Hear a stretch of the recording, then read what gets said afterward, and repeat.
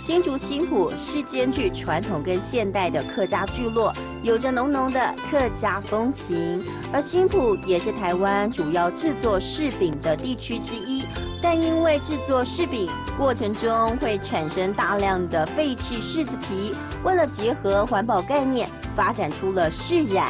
今天我跟轩轩要来体验，让废弃柿子皮也可以垃圾变黄金。轩轩，你看这个布好特别哦。对呀，因为它是用起儿酿盖。哎，老师，用起儿酿布会不会很难呐？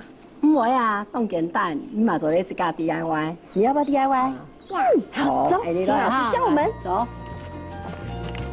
工坊里的染布随风飘荡，染布上呈现天然的黄褐色、灰黑色等等的颜色变化，每种花纹都很有特色。而来到了柿染工坊，我跟轩轩当然要跟老板报名学习做刷染。这是皮儿吗？这是皮儿在高级，说的是这模式，叫做无字天书。哦，好，用皮儿染布哈，好了就会染布的颜料哈，好，哎，刷到了拍拍的味素哈，哎，按来回刷哈，那皮。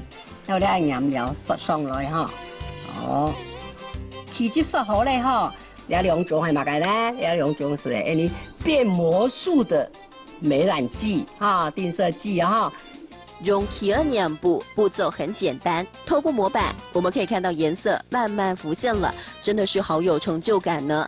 兼具寓教于乐的柿染体验，真的很适合亲子一同挑战。最棒的是还可以把纪念品带回家呢。好，这样就好了。哎，好搞吗？冻红法，哎，用一法又升起吗？冻圣起。哦，冻升起哈，好。好，轩轩，好，开讲喽。可以开了。下次跟师傅帮他教师，对。把新板拆下来哦哈。哇！好，赞不赞？放假。冻酱哈。对呀，看我的小狗。超可爱的。你看它在玩什么？球。球画的很漂亮哎，颜色涂的超好的。